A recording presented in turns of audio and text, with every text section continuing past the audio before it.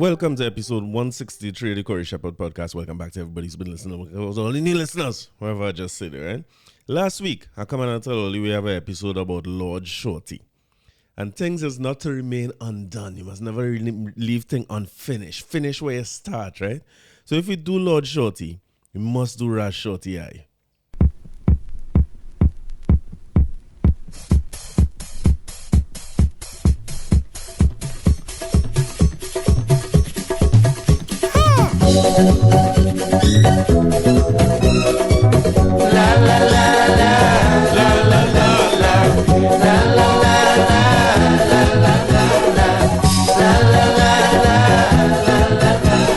Life today, oh, all like yesterday. Friendship gone, leaving hate and scorn, yeah. Never living like strangers with neighbors. No love, sir, for one another. To unite people as one and create a song, I hope it live on from generation to generation to generation. Sing Shanti Shanti Shanti Purnamada Purnamida Purna Purnamuda Chanti Shanti Shanti Shanti Purnamya Purnamadaya Purnamiwa Yashishiyati Shanti Shanti Shanti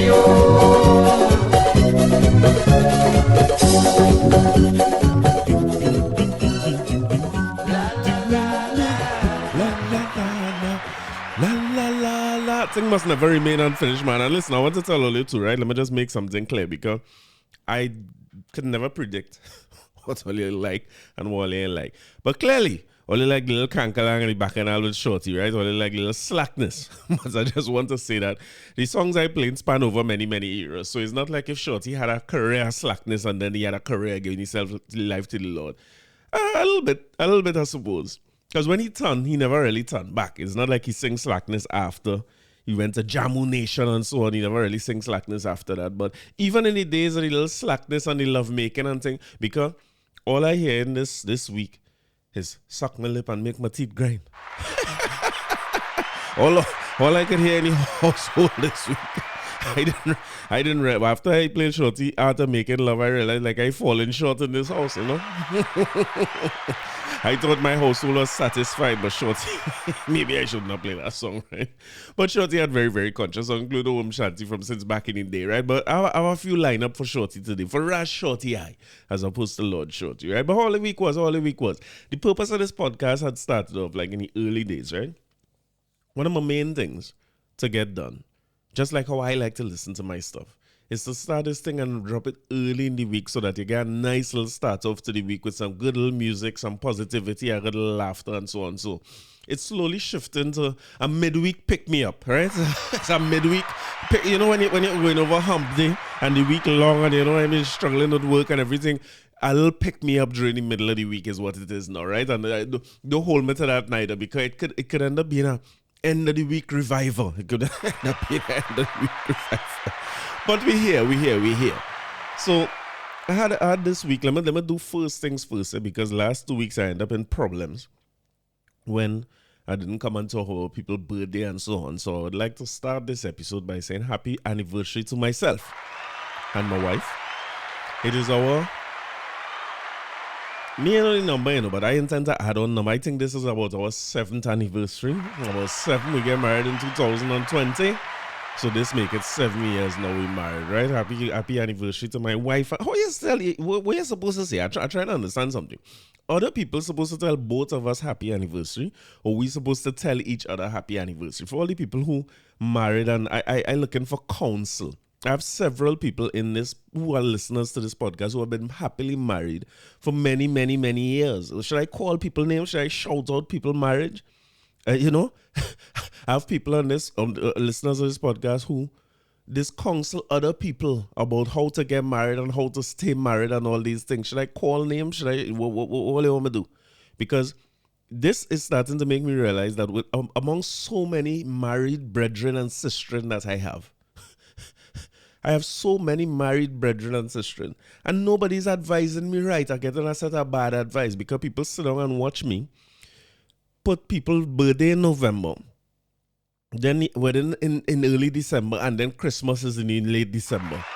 People watch me fall into this financial trap of trying to figure out what to do for birthday, anniversary, and Christmas every year for the rest of my long-legged life. I got nobody ain't tell, nobody ain't guide me, nobody ain't say, well, boy, don't do that, try and put that, space these things out. So November's salary and October's salary is a real problem in this household. But we're here, and we had a great anniversary. I want to say, for all seriousness, thanks to my wife, who always finds a way to plan and celebrate things. Due to the great Nick Dean, we decide that, listen, we ain't doing too much a big gift buying for two people who have, is that what I go want again?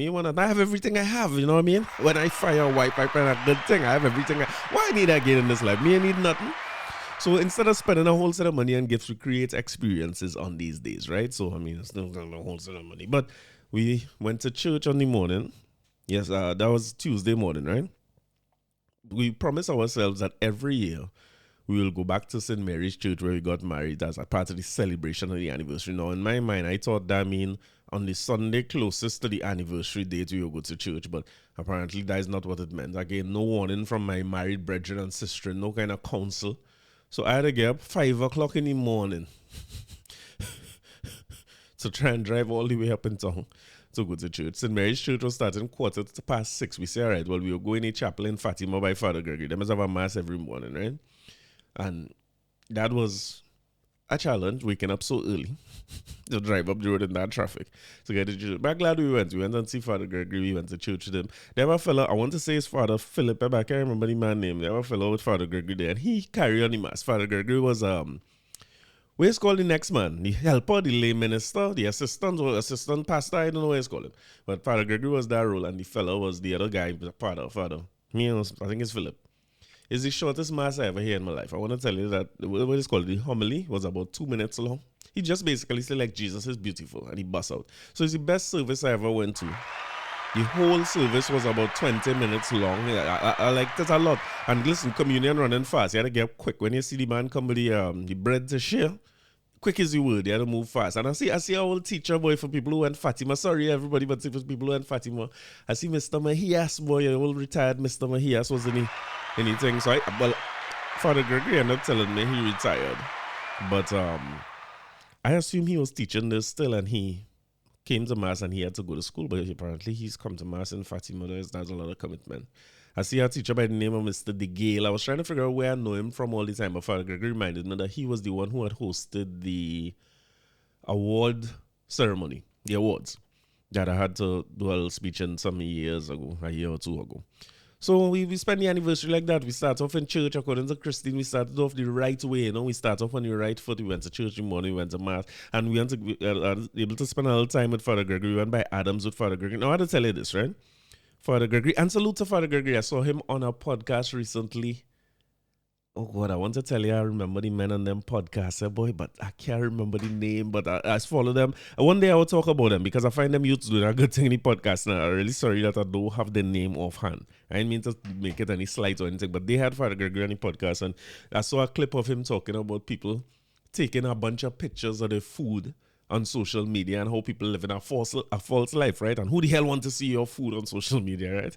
So it's only when we reach Adams. And I'll tell you, like, going out with Father Gregory is like going out with a celebrity. If you go anywhere with him, it takes him a long time to get from the car to the table because people say, "Hey, Father Gregory, I want you to pray for my son. I'm Father Gregory, and my son is again Fatima." Listen, there's a long road. So we reach in Adams and we done sit down already and wait for Father Gregory to reach by the table now because he's talking to people. But I noticed that Paula Stacy, when the food came, she would usually take a lot of pictures of the food, much to my annoyance, because it's like we getting food, we eat. I hungry when the food come. I also find it a little never see come see-ish. Like if you never went nowhere, I find it make me look like this fellow don't carry the woman nowhere nice. But she in fairness to her as well, she is able to bring up memories of several things we've done over the years, which I'm terrible at doing. So I'll confess something, right? Most of the time when I have to post Stacey for her birthday or Christmas or whatever days you're supposed to post people, because me not accustomed to this life, me not accustomed to this life where I living with you. I telling you happy anniversary whole day. We doing things together, we buying gifts, we doing all kind of different things. But I still have to post you. It's not complete unless I make a public declaration of love. You know what I mean? I have to post you on social media. I don't post nothing. The last post I make was Mother's Day. I now realize when I go and post her for the anniversary that me and post nothing for her birthday, so she must be vexed about that. Plus, I didn't talk about it on the podcast, so I wouldn't know I again saw her face and anything right in front of me there. Right? But Pala Stacey took no pictures of the food, none. And I really did find it strange, but I ain't paid no mind. I was glad. But it's because Father Gregory bad shape indirectly on the Youth Men and Them podcast. So salute to Father Gregory for putting a stop to that in my life. I appreciate that. But that was nice, and we'd spend a day at Maracas after that. But something that I enjoy doing a lot is going to the beach and taking a little soak, you know what I mean? Soak the old bones. So we pass in Massy Maraval, we get something for the worms, and then we head up to Maracas and take a little bathe, get some, what do you call the people? Get some Richards up, and we play some football and we beat Zachary. Get to come out of school too, that is not the norm. This anniversary is a big anniversary, you know what I mean? When you're celebrating 7, you really had to do it big. So Zachary was with us and we spent a little day at Maracas. And I realized that before I get into the thing, I have a long over talking here because I have a long list of things to talk about here. But when I take time from work, all you have to tell me if this is about all it, right? You see? Taking a day in the middle of the week and going Maracas and my sand in the toes and thing, or the toes in the sand and sand in the toes and all that. I feel slightly uneasy, you know. I be kind of anxious. I feel like everything gonna go wrong in work. So I lie down on Maracas with the little $10. So I gotta pay for chairs now.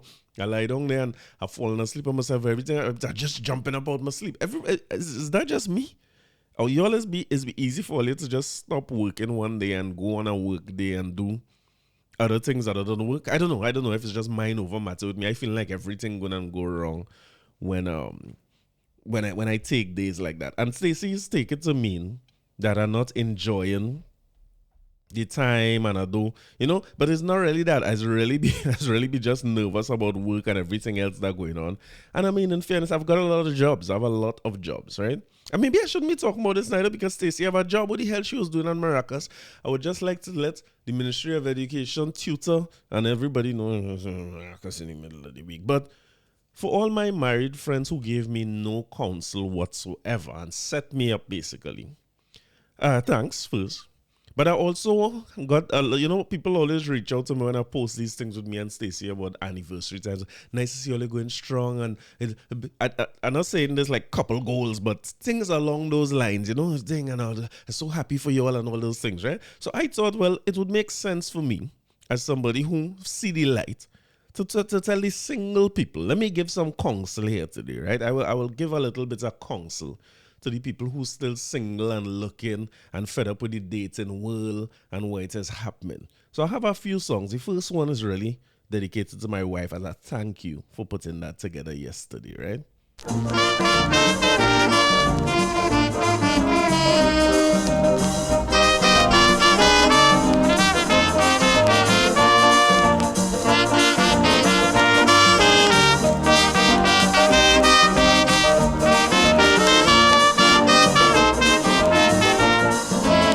All you hear this thing, born food Vizina, pick up a ring. Mama, that is thing, born food Vizina, no get a ring. From the day she married, Stacey get left-handed. Anything that she had to do is the ring on the finger she's showing you. And if you hear she, I am Mistress Joseph, I am born food Vizina again. Call me Mistress Joseph, you have to put handle to my name. I know I have a legal husband, I'm a highfalutin woman. All you look at me, visit to their reaching society.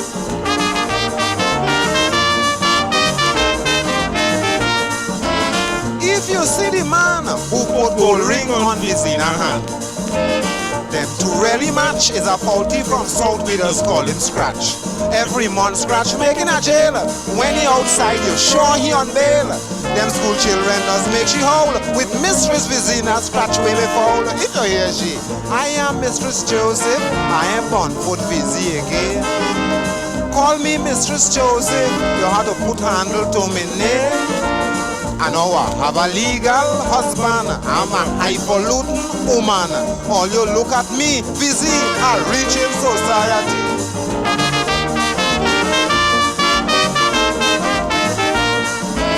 This one was the best, busy gone and buy maternity dress. Tie up she belly for people to feel she in pregnancy. Gone by the hospital and complain, telling the doctor she getting pain. They tell she undressed, she said not in life, all you must respect Mr. Joseph's wife. I am Mistress Joseph, I am on foot busy again. Call me Mistress Joseph, you have to put handle to me name. I know I have a legal husband, I'm a highfalutin woman. All you look at me busy, I reach in society.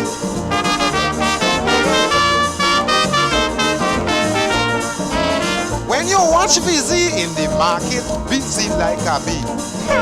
Basket pack up high, you go swear that there's so much thing that she buy. But it's 300 figs she get from a vendor. 2 head of lettuce, cover it over.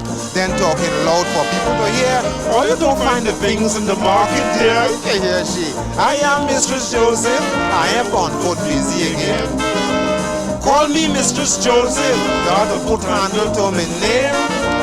I know I have a legal husband, I'm a highfalutin woman. All you look at me busy, I reach in society.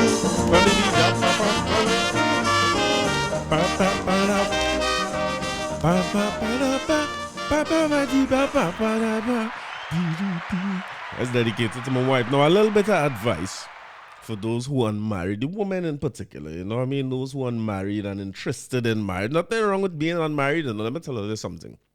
Any married people ain't gonna tell you. Number one, nothing wrong with being married. That's first and foremost, right? If you're interested in getting married and it's something you're working on actively, I would like to give you a little bit of advice on how to go about doing so.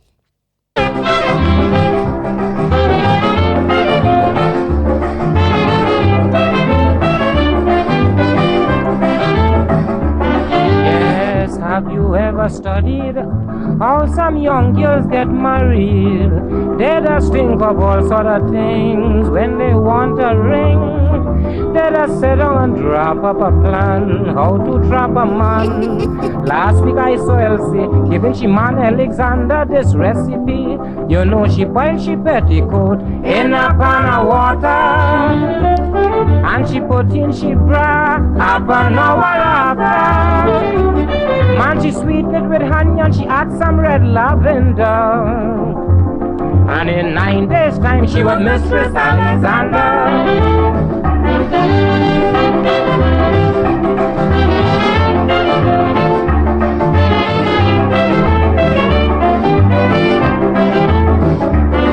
Last week I attend a wedding, and if you see how the bridegroom smiling all through the ceremony, the man smiling with glee.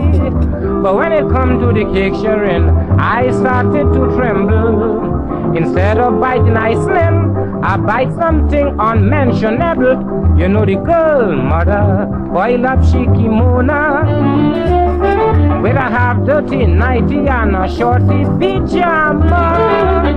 Man, she put in she corset, strained the water with a greasy hairnet. He drank with a smile, and that's how she daughter walked down the aisle.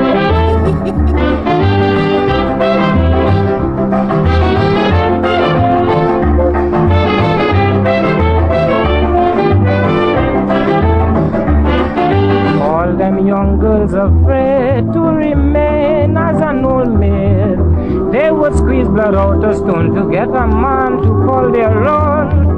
When you see there is 23 and they fail in their recipe, man from the time they hit 28, any man that's not she cannot escape. They just think the man felt that and rip out the sweatband. Yes. With the old dirty stocking full of perspiration. With a steep demand marino, boil it up with some maho, put it out in the dew, and in 7 days' time he must say I do.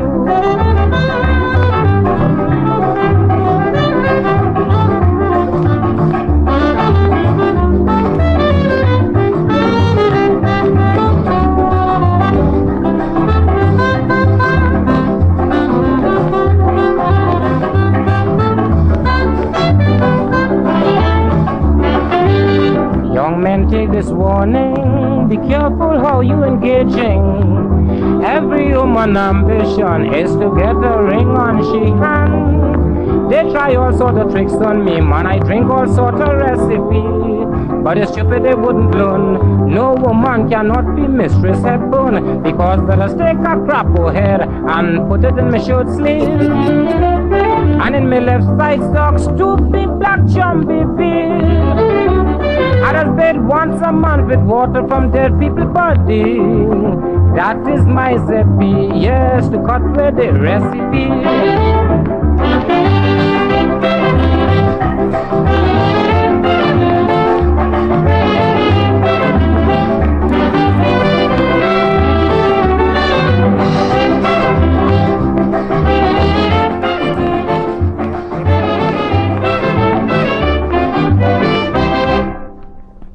Voice of the one Nap Hepburn. First song by Duke, right? Mighty Miss Vizino.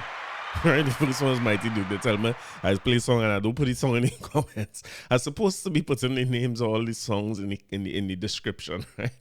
But just in case I forget, first song was by Duke. Mighty Duke, right? Vizino.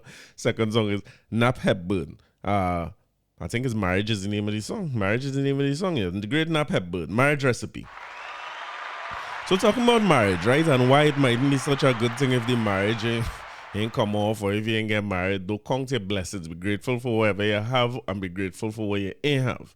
Because in this article by The Guardian, people sometimes you think you know what you have and you ain't know what you really have. So they say missing man not lost, living comfortably in an apartment, tell cops he left wife to find peace of mind. No, this has nothing to do with my anniversary, right? This has nothing to do with that. I'm happy, right? And I'm not missing. And I live in comfortably home. But coincidentally, the woman's name is Maureen Villarreal, right? So I don't know what my future holds. I don't know, me know. I married a Villarreal too. Who is to know what is to come? But they say Maureen Villarreal spent 57 relentless days searching for her common law husband, Leon Seemungal, who went to the bank to cash a $73,500 lump sum pension check and then mysteriously disappeared. Now, I naively and foolishly, when I read this, I first thought, wait now, the man went to cash the woman pension check and he go on with his 73,500. I said, but Leon is my hero. I was then prepared to come here and talk about how Leon is my hero because he's the first man rob a woman in the history. I was accustomed to woman robbing man. So when I see Leon take the pension money, I'm going to say, boy, long live Leon. Long live Leon. You do good in life. But me, I know. Is Leon his own pension check? Leon had his pension check lump sum. How you get a pension lump sum, Leon? How you can help me with that? I don't understand how you get a lump sum pension check. Is it that when you retire, you have a lump sum to collect? Or Leon ain't collect his money in a while and he collect it? How you get a pension lump sum? I just asking in case. For when I reach that, I only have my 7th anniversary now. But when it's not my time to collect pension, who is to say that a lump sum? Anyway, in Villarreal's quest to find Seemungal, she knocked on every neighbor's door in her Arima community. First red flag is Arima. When from time you hear all these kind of strange things be happening in Arima, you know. Arima is a special place in Arima. Arima have a special kind of jumbie up there, you know. But they say she knocked every door in the Arima. I'm trying to understand. I'm trying to put myself in this position, right? Because if I'm missing for some days and you start to knock by the neighbors, what the hell you was thinking I was doing all the time? I can't imagine this thing. Imagine I gone missing and Stacy knocking by the neighbor and them. So what you telling yourself? You said, well, anyway. They say she called friends and family and she turned to the hunter search and rescue team. I was just talking about them the other day, how a great job they're doing and people missing. What this woman going and interfere with the hunter search and rescue team? These fellas working better than the police. You can't distract them with your marital issues. But she asked them for help and she made a missing report at 2 police stations. You know what I mean? The key word here is relentless. Maureen decide. While I feel Maureen was missing her loving husband, or is it 73? Is it 73 Maureen studying, and Maureen studying that 73, that man gone. She looking anyway, refusing to give up. She traveled to a far-flung community of Blanchishes where she believes Seemungal, a jack of all trades, had been held captive against his will in a hut for his big money. She said, boy, he collect that piece of money and they kidnap him. However, after 6 days, Arima CID officers investigated Villarreal's report on Monday. The police found Seemungal, 68, living comfortably in a furnished apartment. As I say in economics class all the time, when Trini get lump sum, courts is going to get money. It could be back pay.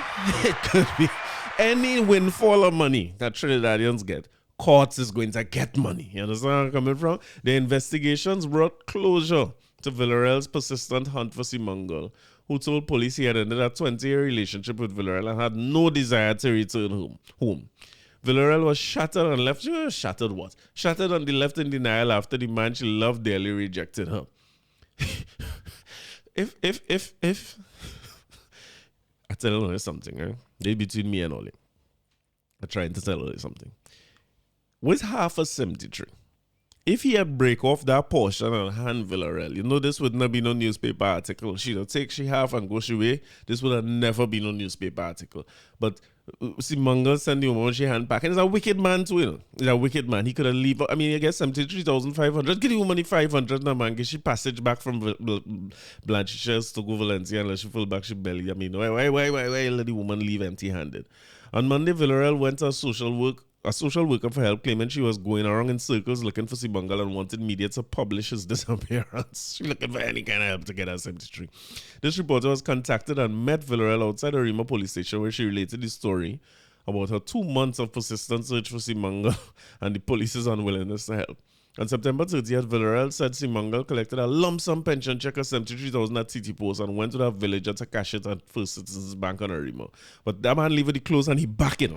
The definition of leaving the clothes and he back. The man went FCB in Arima on October 2nd and never went home. Repeated calls went answered. He buy a new SIM card.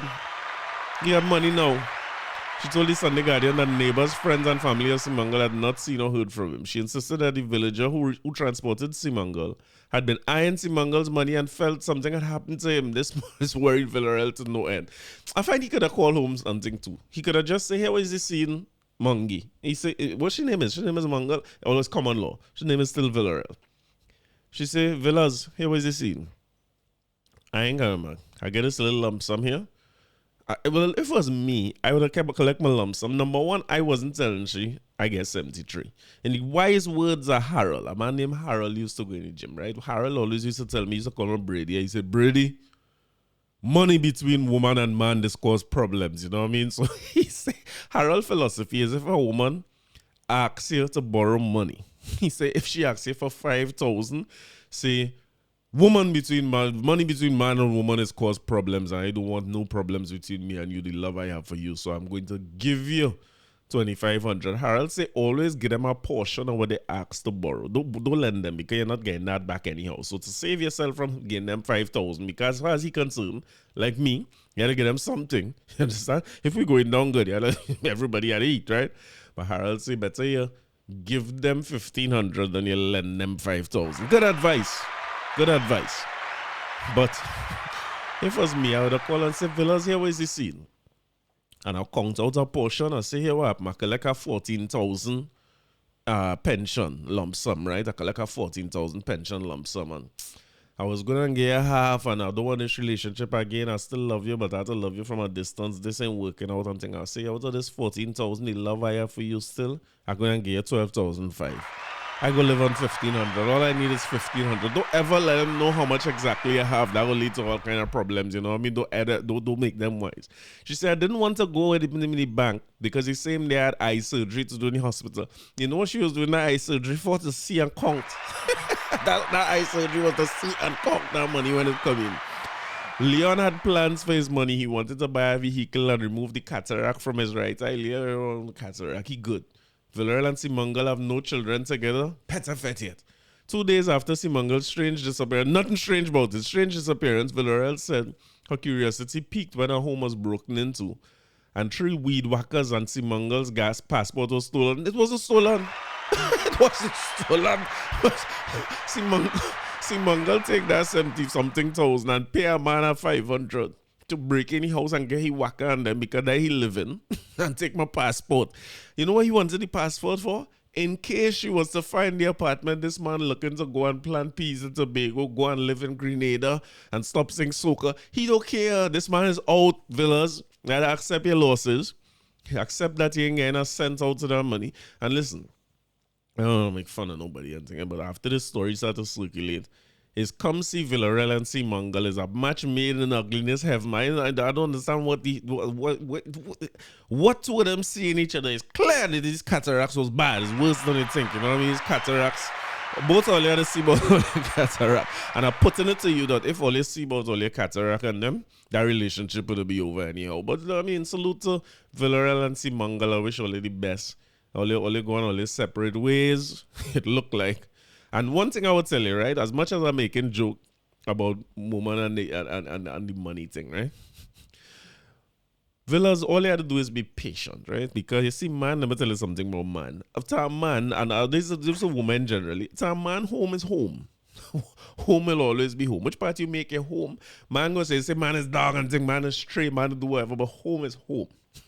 I want you to be patient because as sure as his son will rise, court is going to get every cent out of that $73,000. What young woman they take, court's go take. And he's going to have no more money left. And he's going to be like the prodigal husband and he's going to come right back home. That money go finish. That money is going to finish.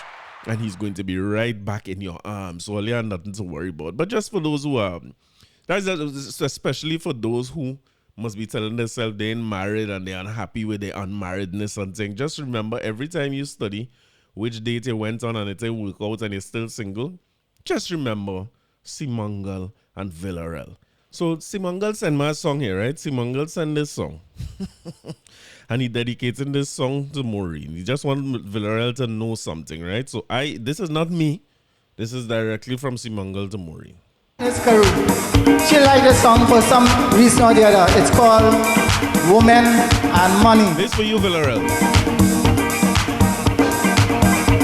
When a poor man see a woman and he like she bad, he had to lie like if he mad and tell she he got cars, house and property. But if he only play honest and tell she the truth, he can't capture that old brook, not he. He broke and ain't got no money. Yeah, what he tells you? Money they love, money they crave, money go send them to the grave, but not me. They can't spend the money. Just jumping behind pumping, they walking in sagating just because they want to spend me dollars. You could be pretty like the moon, pretty like the sun, have $1 million a stringing and not me. They can't spend me money.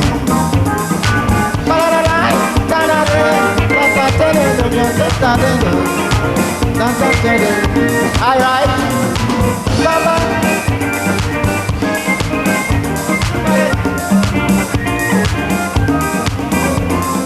A woman tell me the other day, she ain't care what nobody say. If a man ugly and he have money, he could trap she. You don't have to be good looking. Once you have the cashier's king, don't mind how you're walking funny. Or you're looking bumpy, I tell you. Money they love, money they crave. Money go send them to the grave, but not me. They can't spend me money. What they have? Just jumping behind bumping. They walking in sagating just because they want to spend me dollars. If you're pretty like the moon, pretty like the sun, and I have $1 million a stringing on, not me. They can't spend me money.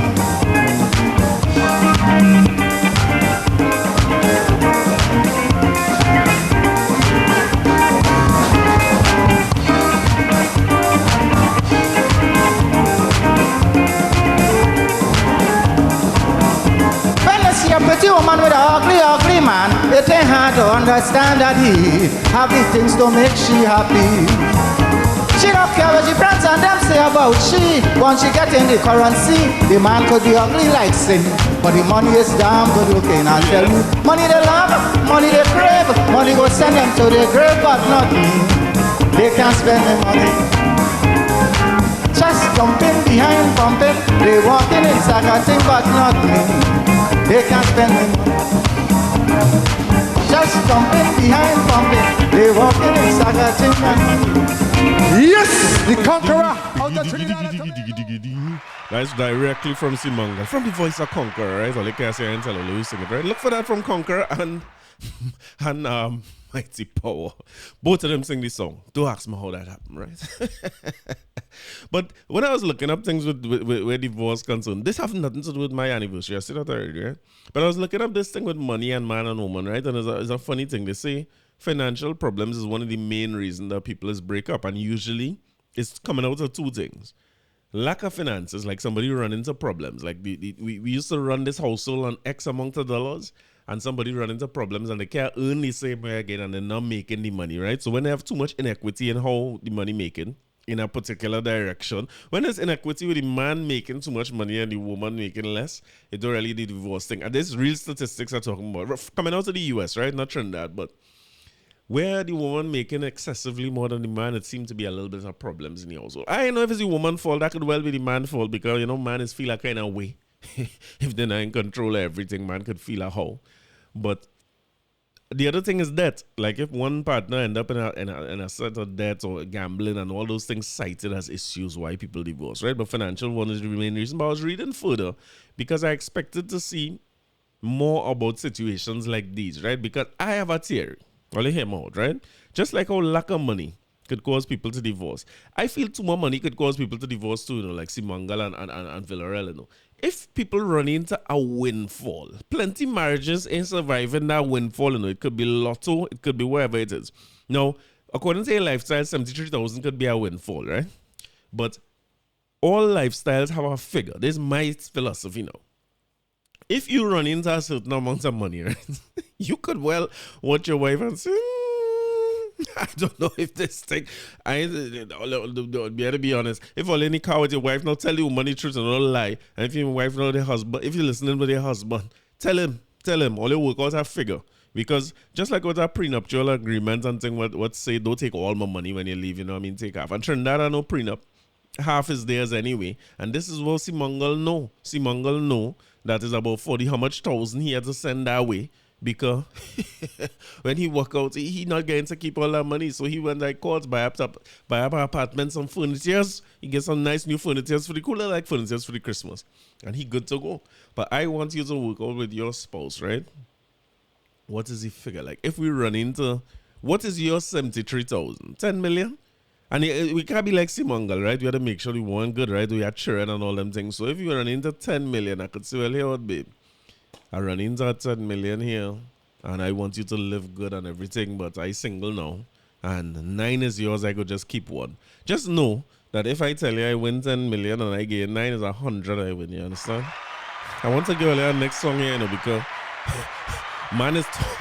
man could talk whatever it is they want, but I think Calypso Rose put it best. When you see it come to matters of money and so on, we can't keep up.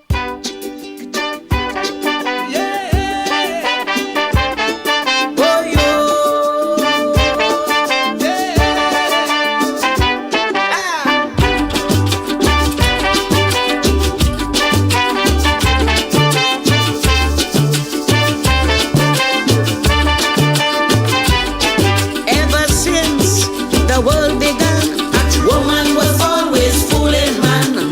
Listen to me, I can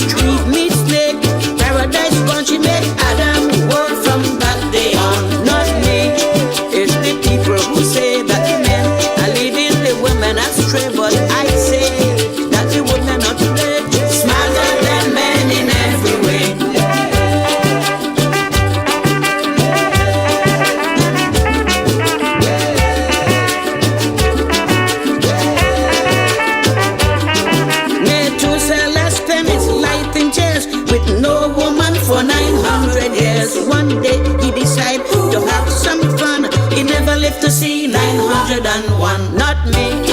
It's the people who say that the men are leading the women astray. But I say that the women of today are smarter than men in every way.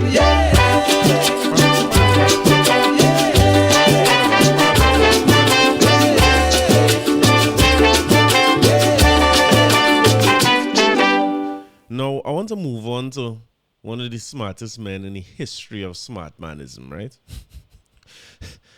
He might be the smartest man on earth because just 2 weeks ago, I was talking about making song out a national anthem and talking about how nice it was that the public outcry caused this man to pull back and say, well, all right, well, maybe it's not the best thing to do. People don't seem to be pleased about this. So I'll stay away from it, right? I don't wanna run into any problems with people. People unhappy. And you all heard the great Iwer George move away his song from the national anthem and just went straight to the hook. Now the thing about it is I feel this man is a semi-genius, right? The smartest man alive. And he clearly realized that if I put this song as the national anthem, it would stir up some controversy, make the song the biggest song ever. And he could simply keep it if people don't care about it, or withdraw it and really launch the song that he wanted to launch, right? So send them trees up in the air, send them tree hands in the air, send them trees up in the air, go up. Well, you remember it? But apparently that wasn't enough. I had the first version of the national anthem, which I say up to today he has not taken down because he apologized about the anthem, this and that, but he still leave it up on YouTube. He put version 2, which went straight to the hook of the chorus, right? But I want to let you know that the smartest man alive, the genius that is Iwer George, has another version of the song for us. So all you want to hear Iwer next version of the song? God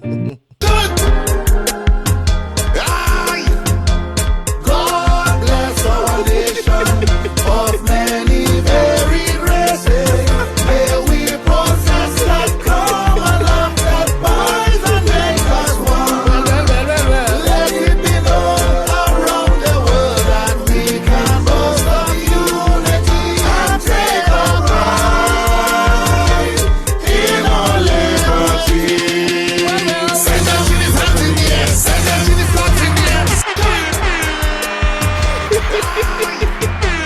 God bless our nation of many varied races. May we possess that common love that binds and makes us one. Let it be known around the world that we can boast of unity and take our pride in our liberty. Send them to the hands in the I want to explain to you how bad this song is, right? Because I feel based on what we were talking about last week, was it Kerry John singing the national anthem and police come and talk to him? If I were to perform this, he's going to get locked up singing that national anthem because that send them trinities of hands in the air. This song going to last forever, right? Because you see the national pride and them thing. All Angus Eve need to do is win our next game or we get cash on, well, could get a gold medal and thing. And this is the biggest song in the world already, yeah? That's the biggest Trinidadian song in the world already. Because think about song like with Trinidad, jump up, Trinidad. Once you get national pride on your side, you have a song, a hit for life, right? So you put the anthem in that lasts about a week, you take that out.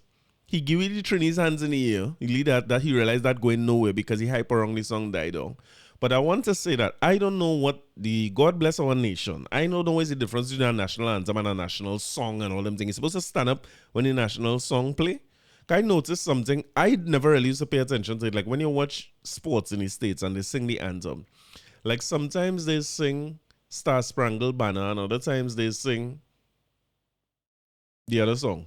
Whoever the hell the other song, I can't remember it now, but one is the national anthem and one is like a national song, God Save the Queen. Well, I can't remember the hell the next song. The Americans just sing two versions of the anthem. One is an anthem and one is a national song. I don't know what's the name of it. But I never went to a function here and they come and they sing God Bless Our Nation. So I don't know if it's an official song. They used to teach us this in school, right? We used to have to learn this in primary school. And I want to go back through this song, right? When, as a matter of fact, rewind the podcast a minute and try to sing along with this song. I realize the only line I know is God Bless Our Nation. And you know something? When I was in primary school in Newtown, I was never good at these things. Now, I remember the watchwords. I thought it was discipline, tolerance, and reproduction. I didn't realize. I don't know. And in this song too, I used to sing. It's about part to sing, and we can sing most. I think that I thought they singing lustily, you know what I mean? We can sing most lustily. I used to be singing, and we can sing most lustfully and take our pride. How the hell I supposed to know? Sing lustfully. So I went on to something here because I don't know if anybody is going to stop him from singing God Bless Our Nation in our fete. And I think people will stand up just like the national anthem in our fete, sometimes not even realizing that he didn't sing the national anthem. Just like how I didn't realize America is sing two versions of the thing. He go and sing this, and people in the drunk state go and go home and say, I was sing the anthem song, right? Because this is now officially the anthem song. And in every sporting event or anything with our national pride, if Wendy win our next Miss Universe, what else we do as a country? Everything we do and achieve, right? It's going to be Iwer the forefront of the thing. Genius, if you ask me, you know what I mean? And this is the third version of the song. So to find this song on YouTube, you need to go and look for version 3 of the song. Let me make sure I have it here on YouTube until I lady writing. Iwer version 3. Yeah, look for Happy People version 3, right? And you will get the lyrics for God Bless Our Nation, which I know you don't know. And he keeping a little well, and remember that again. All versions are there, versions 1, 2, and 3. So if you prefer the anthem, or if you're against the anthem and you want it by itself, or if you could take the hybrid, which is God Bless Our Nation, you're inside with Iwer George. Great Neil Iwer George. You cannot go wrong. Now, I play all kind of other song, and I forget that this is supposed to be an episode about Rat Shorty, right? Rat Shorty I. And I just want to play a little slice of something here for you because many people again argue, and surprisingly, that was a contentious thing on the podcast. So, like they have people who real polarized around Iwer George. And most thankfully, most of the listeners I have, salute to my guy Sundar Singh, who say Iwer's a genius. I appreciate it. I was to play some voice notes from him too, and I forget, but Iwer's a genius, and I want to play a song by Shorty here, right? That Iwer was real upset about it. Because it wasn't just the average person calling Iwer say that he's singing lal. There was a lot of people who is talking about Iwer. And when you hear some of these songs, you had to wonder if Iwer right in his mind. But I want to play a Rat Shorty I classic. I want you to listen to this song, keeping in mind some of these songs from last week. If you're now hearing this and you didn't listen to the episode from last week, go back to that episode from last week and hear some of the things that Shorty himself used to sing. And then take in this.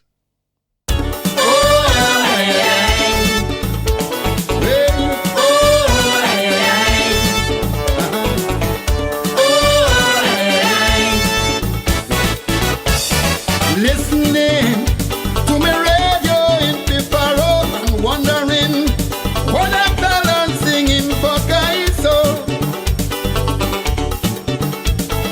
touchless, that is all that they're giving me. Foolishness, only vice and vulgarity. I talk to them, they wouldn't hear the brakes sticking there. It's only you can stand sure that they care. As the father of soca, I don't want them end up in jail, so I bring me road a correction for the day. Preacher, yes pa, come here, you singing Shahiba. Awesome Shahiba, you singing preacher. Ajala, Yes pa, come here, you singing Excreta. incredible excreta, you singing Ajala. I want you a move a step further, you're still singing Tata. All you said a latrine singer, messing up Miss Soca. Move over, For the elder statesman of soca, I come out to jam down Lucifer. I pray to me Father for power to set things in order. He tell me go jam down Lucifer in the spirit and power of Elijah with brimstone and fire. He tell me go jam down Lucifer. Cause all you just singing. The nation in trouble, and you the mouthpiece of the people irresponsible. All you only singing. I said that dirty shit. I don't come out and retirement and sing because all you're making a mess of me thing. All you only singing. I said that dirty shit. So much thing happen in the north and south, and it's only way all you singing about. All you only singing. I said that dirty shit. Yeah. Shorty sing that. One day I'll run through Iwer serious songs, you know. I, with all due respect to the great Iwer George, I don't go through some of the more serious ones, you know what I mean? So I'll come back to Iwer episode. But it have a line in that song Shorty sing that I want to touch on too, right? Shorty say all kind of thing happen in the country and all this singing foolishness, right? And that's how I felt earlier this week. Between last few weeks actually. I want to read a couple articles here, right? Just quickly. Some things on cryptocurrency, not cryptocurrency as much, but digital currency. So I saw an article by Andrea Perez Sobers. Pesh Money launches mobile app. The launch took place at One Fintech Avenue. We have a Fintech Avenue at the International Waterfront Center in Port of Spain. Janet Joseph, Central Bank's Assistant Management, Payments and Financial Markets Infrastructure, said in September that Pesh Money achieved full e-money issuer registration with the Central Bank of Trinidad and Tobago. On February 1st, 2023, the Central Bank issued provisional registrations to Pesh Money and TSTT as electric money issuers. The provisional registrations, which cover an initial 6-month period, authorized TSTT and Pesh to issue money in TNT from March 1st, assuming that is next year. Joseph noted that one of the main objectives of the central bank is to maintain financial stability, as with the onset of digital payments, the bank has expanded its regulatory ambit to cover the risks that arise from these emerging payment markets, such as consumer protection, cybersecurity, and governance issues. So the long and short of this story is that there are a few, I counted about 5 of them, both private and the central bank seem to be getting into it themselves, e-money services where we could have digital wallets and so on. Now, this is something that I am looking forward to, where we could start to go cashless, hoping that things like Apple Pay and so on work, which very, very convenient. And even like going to Maracas yesterday was one of them days where you had to have cash, right? Because thankfully the Bacon Shark people now, they take card. The car park in Maracas is take card too, so you could pay with card and you don't need cash. But if you need little services on the beach, right? Like the other massage fellas Stacey wanted to go to, the people who selling the little calabash, at least the ones who walking around. Some of them who have a stall selling craft and thing, they take card. And then the chair people, the 2 chair and an umbrella for 100 people, they want cash, right? So it would be great to get to a society where we completely cashless. Like, again, I'm doing this often, sorry, but I went to a farmer's market in a place called Vizcaya Museum in Miami. And I am of the impression that when you go by a farmer's market, you need cash, right? But I was encouraged to see, and I guess that's a different society, right? But I was happy or relieved that when I reached there, every single one of the booths was taken Apple Pay, Cash App, whatever the things were. Or you could swipe your card. Each one of them have portable machines. So look at my boy Jerry out there who's make brisket and mac and cheese and things. It was real, real good. If you're there, check that, right? But I wonder how quickly it will be for us to get to the point where every single person who's selling something could take cash. Like imagine, I mean, this kind of illegal, right? But the people who sell water by the highway, imagine being able to just thing in an Apple Watch or your phone and just pay them for the water and you keep it moving. Or the awkwardness that comes with splitting a bill. You know, you go to a restaurant, there's a big table of people now had to say, all right, well, you have $40 on this and that. When splitting a bill is easier, if you have things like Cash App, where, listen, everybody could Cash App me for this kind of thing, or anything you have to organize these days, like, again, I'm sending an SOS to Ronald Rosales. Anybody who see him, please tell him to come back to Trinidad and Tobago, or they hard, whatever it is happening out there, it ain't worth it. I need my barber back. But I went to another barber in St. James with my boy Rod, and Rod is take card. It's easy. Ronald, I could transfer money to him on online banking. So some of them you could do via online banking, but it would be nice to have things like, if this is where Pesh is going. And I know Alwyn Wayne, who is the founder of WePay, who is one of the pioneers, I think, locally here of fintech. and he has launched an app and a card service called Color, if I'm not mistaken, is the name of it. And those things making headway in Trinidad. So salute to that. I think it's a great initiative. Oh yeah, look, it's in here.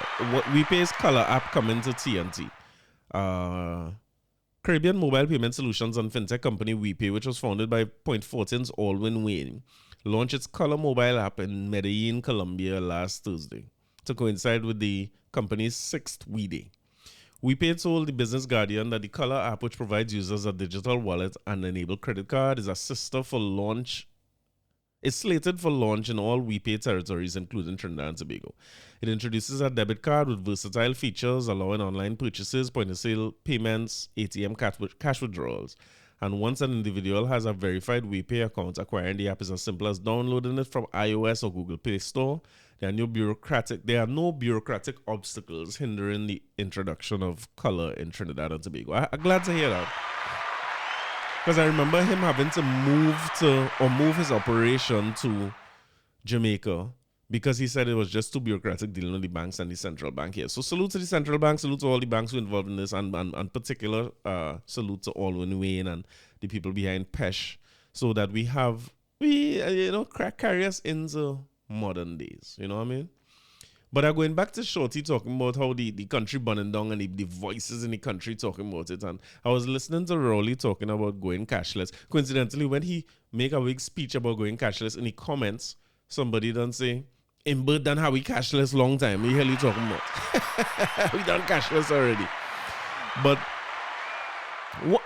this is really on me, right? What I'm going to say here don't make no sense, and it's not logical at all. I just telling you about my feelings, right? And my therapist tell me I don't have to explain my feelings, and my feelings don't have to make 100% sense. So I'm going to share my feelings with all you. I really find that when I hear Rowley talking about anything except the crime situation, is bothering me. And I know it's unfair and I know it don't make sense, but it bothers me. Like when I hear him boasting about Trinidad and Tobago becoming cashless by X amount of time, that's rubbed me the wrong way. And maybe if he had say, well, we're going cashless because of crime and we don't want people to have cash to house break-ins, while it don't make sense, I think I would be happier with that, to be honest. It's not logical and it's not rational, but I just don't want to hear much about much because of this. The crime situation is so bad. Like every day seeing something is a house breaking, they kill a youth man, then they go Martin trying to defend your own household. Is like nobody in this country from a leadership standpoint, I feel like they shouldn't talk about nothing else except what is the drastic and immediate plans to arrest this situation forthwith. But I know that don't make 100% sense, right? But going back to the great Rat Shorty I on digital money.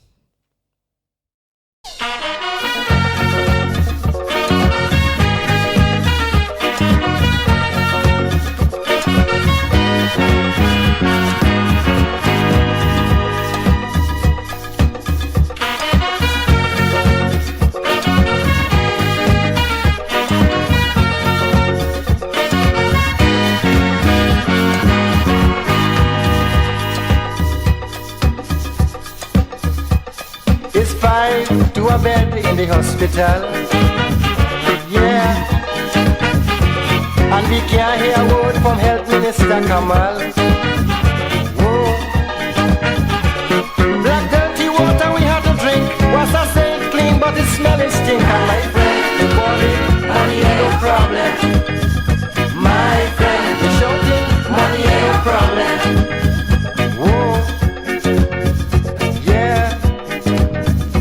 You can't even use your phone to dial a prayer. Yeah.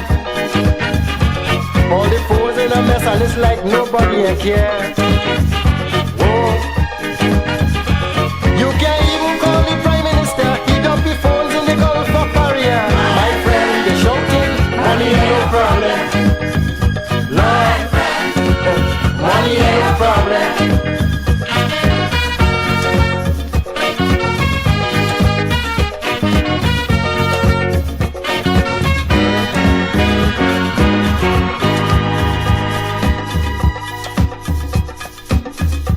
The AG started a drive to stop corruption. Yeah. All them wheeling and dealing big shots was in confusion. Whoa. They threatened to kill, but they keep on still. Suddenly stop. They pass a bill, my friend. They balling, money ain't no problem. My friend, don't doubt me, money ain't no problem. Whoa. Yeah. All them politicians today, they just full of smoke. Whoa. Only making foolish mistakes and calling it joke. Yeah. So much old people on the streets today, and we can't build a home for them to stay. My friend, they're balling, money ain't no problem. Yeah. My friend, don't doubt me, money ain't no problem.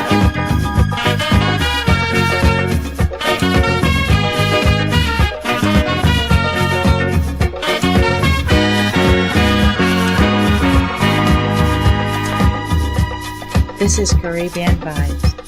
Our roads are the worst in the Caribbean. We have the most traffic jams you have ever seen.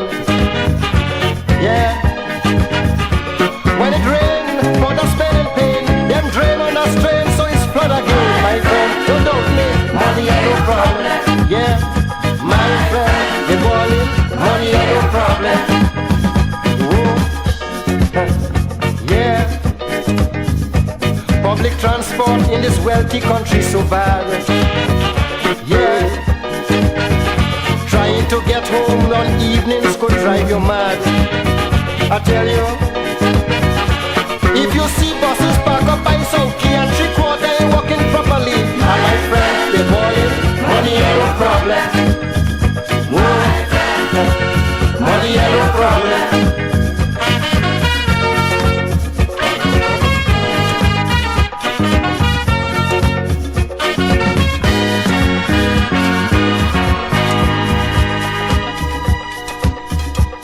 Millions of dollars going down the drain. I tell you, the airline in a mess and they buying white body plane. Dagaduga. People saying that this country bright, so much money and still nothing right. My friend, the money ain't no problem. Boy, money ain't no problem. Yeah, I tell you. The Archbishop say people in Trinidad to pray. Dagaduga. That is why we catching so much hell today. I tell you, people coming to church regularly, but they conscious only of money. And my friend, they balling, money ain't no problem. Well then, tell me, money ain't no problem. You know, I celebrating all when Wayne and them, you know what I mean? And this cash app kind of business, and Shorty just talked about church in here, and then I realized you can't go to church and say you have no money for collection again. If it's cash app, where is the cash app collection? I think they say I'm Joel Austin and them fellas taking cash up, you know. Don't try to do that down here, you know. Let me deal with physical cash in the church, right? And we give you small collection and them only one thing now. But as we on point 14 and all when Wayne is point from point 14, and I want to highlight one of the greats of point 14 and one of the greats of our culture that passed away this week, the great Earl Rodney, the wrecker. And if I could be so fast as to go to When Steel Talks, I like When Steel Talks a lot because when it comes to Pan, Men, Calypso, everything, them fellas will never have it archived well. So why go through all that when I could read directly from When Steel Talks? So just to get a little bit on Earl Rodney, right? Rodney was exposed to Pan at a very young age and began playing when he was just 4 years old. Growing up in Egypt Village, he spent 2 years as a member of the Intruders Steel Band, which was previously known as Morning Stars Steel Band. In 1951, he founded the Tropical Harmony Steel Band with Alan Gervais and became a member of the National Steel Band of Trinidad and Tobago in 1962. In the early 60s, Rodney learned to read music and play the acoustic string bass and worked with brass and jazz bands. He joined the Dutchy Brothers Orchestra in 1963, where he became a bassist and arranger. After 3 years with the Dutchy Brothers, during which time Tropical Harmony disbanded. Rodney joined the Harmonite Steel Band in 1967, where he took over as arranger and led the band to Panorama titles in 68, 71, and 72. In 73, he composed Friends and Countrymen, while a member of the Mighty Sparrows accompanist. The Troubadours, he arranged calypsos for some of Sparrow's albums, including La Cha Cha Cha in 68, More Sparrow in 69, and One for the Road in 76. So his pan titles were in 68 with the Wrecker, 71 with Playmass, and 72 with St. Thomas Gales. All of his winning arrangements by the great Lord Kitchener. You know how we feel about Kitchener and Pan already, right? So you only want to take in a slice or something. So if you know and you listen to Calypso enough and you know Pan enough, you're supposed to know the kind of nickname the Wrecker, right? So I want to play a piece of that for you, and this is his first panorama.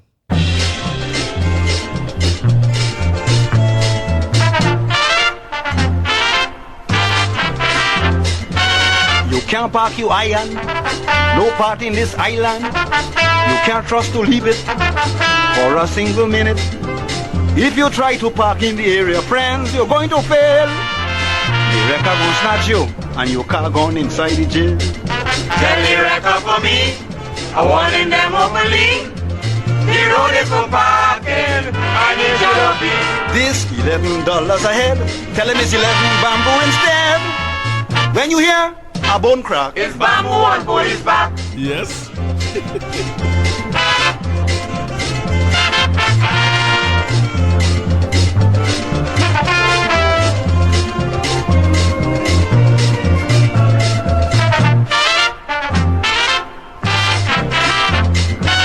One day by Green Corner, a child in a Jaguar, up come the wrecker and hook up the bumper. The mother came crying round the corner, Sarge, can I speak to you? The wrecker said, boo, and they gone with the pygmy too. So tell the wrecker for me, I warning them openly. The road is for parking and it shall be. This $11 a head, tell him it's 11 bamboo instead. When you hear a bone crack, it's bamboo on police back.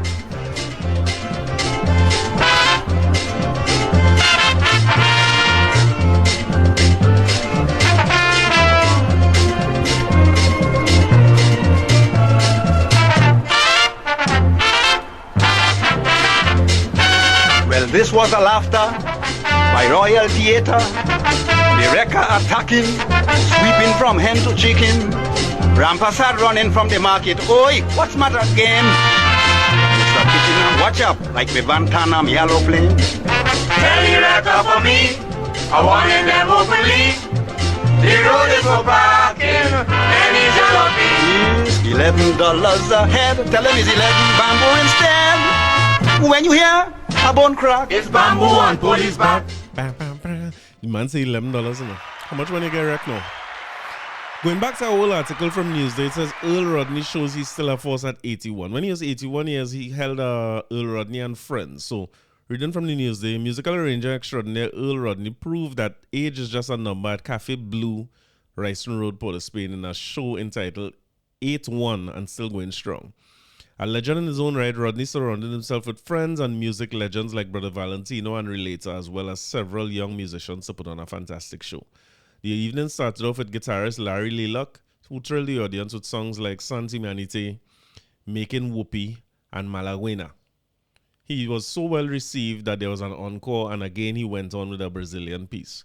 When asked the name of the song, he said it was an original still to be named. The People's Calypsonian Brother Valentino came on stage, joined Rodney and the band, and started with his set. He started the set with Stay Up Zimbabwe, a song arranged by Rodney back in 1979. He continued with Birds That Fly High before doing Trinidad Is Nice. Trinidad is a paradise. So they went on to talk about the show, and him and Relator spent a long time on stage. And if you know him, if you ever see Earl Rodney, it is one of, I mean, of course, I don't know him in his young days, right? But seeing him in his elder stature as a statesman in the pan, right?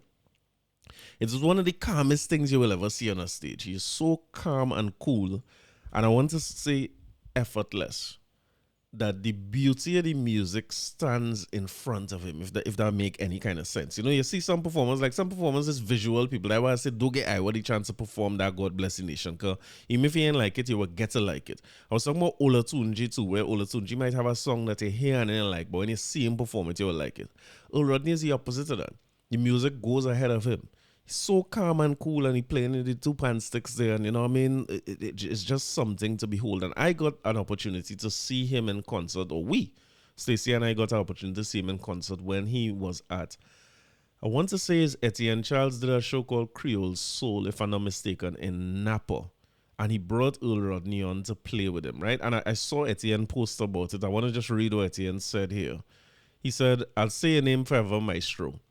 The touch, tone, and note choices on the pan, the brilliant arrangements and bass playing, the soft-spoken warmth, humility, and hospitality, the way he inspired generations. I first met Mr. Rodney in December 2013 and was blown away by his tone, approach, and clever way of improvising. He played the steel pan like a piano, mastering the four-stick chord melody technique that is seldom seen anymore on the pan. And that was just one aspect of his genius. In a lifetime before, he was called a top arranger and bass player, penning some of the iconic Mighty Sparrow albums, leading the Troubadours, which was Sparrow's backing band, right? Winning Panorama with solo harmonites and laying down the low end on numerous classic calypsos. That's playing standing bass, right? It is said that soca was born in 1973, but Earl Rodney's bassline innovations well before that definitely marked part of the transition from calypso to soca. A great example is Pan Man by Mighty Sparrow, recorded in 1970. A musical giant, an unsung hero, a pioneer, a gentleman of class. I'm grateful to the powers that connected us in this realm. Surely the ancestors are already watching in awe as he serenades." So he posted some clips of him performing together at, Creole Christmas was the name of the show. That was in 2019 in Lord Kitchener Auditorium in Napa. And he said 2017, the Sound of the People world premiere at Queen's Hall. I don't think I went to that show, but I definitely went to that Creole Christmas, which was an excellent show. So rest in peace to Earl Rodney. Condolences and love to his family, and thanks for his contribution. As I'm talking about Creole Christmas, and we're on Ettiene already, Ettiene has a show coming up. I always talk about it. You know, Fatima boy too, right? So he has that same show, Creole Christmas, that Earl Rodney performed in with him. He's doing another version of it on the, I want to say 16th. Do I have the date right? 16th of December. Lord Kitchener Auditorium. I go be there. I shall be there. You understand? That's not something that I miss. The great Jorge Glem, who's one of the greatest quattro players I ever see. Salute to Robert Monroe. Plenty great quattro players, right? Chair Tado, plenty of them, but Jorge Glem is on the next level, and he on that show too. But Ettiene has this Creole Christmas, and it's not one to miss, right? Because that show is a blend of music that was real interesting, and he had a Venezuelan singer on that show, the same show with Earl Rodney, who was saying, I can't remember her name now, but Ettiene was saying that just like how we play parang, or play Spanish versions of Serenading Christ for Christmas, that's what parang basically is, right? And we pick up that Venezuelan beat as part of something we bring in for Christmas. He was saying that Venezuela does the opposite. You know, when you go to different parts of Venezuela, they play a more calypso type beat to celebrate their Christmas. It's just interesting. I mean, Ettiene is a man beyond how good he is with music. He just is a world traveler and gives you so much insight into music and the history of our music. And this is one of the things that make Ettiene great too. You know, Ettiene tends to always keep a little he tends to always keep a little gem in terms of our history and our culture. Because he don't have to put Earl Rodney on a show. His show was going to sell out anyway. If I'm not mistaken, Relator was also on that show, or one of the Ettiene shows I went to. Relator was there singing some spoiler songs and so on. So he does this. And he also goes on the road with Rhythm Brass. I hope I have that right, Rhythm Brass. And brings out several artists, several veterans to sing old-time Kaiso, older calypsos, new compositions, original pieces, or less played radio pieces and popular songs on the road on Monday and Tuesday. And I don't say I ain't playing mass next year already, right? All my mass partners going through plenty, but I just take a quick moment to just salute to my guy OP. And he, you know what I mean? And some good thoughts and prayers. For me, good. I didn't want to make it sound like nothing wrong with him, but I want all well wishes for him as he going into a transition here too. Nothing wrong with him, right? But best wishes and prayers with him as well. But that's my mass partner. He out for the mass next year. Ain't nobody ain't playing a damn mass. So what the hell I gonna do? You see, I headed quickly towards rhythm brass. You know what I mean? I used to talk too much of bands with too much clothes and things, but at my age, the way it's set up now, it looking like if I headed there quickly. So Ettiene, sure, I will be there. Salute to Ettiene for everything that he does to keep the music together. And he cited Mighty Sparrow Pan Man. So I could take a quick little glimpse of that.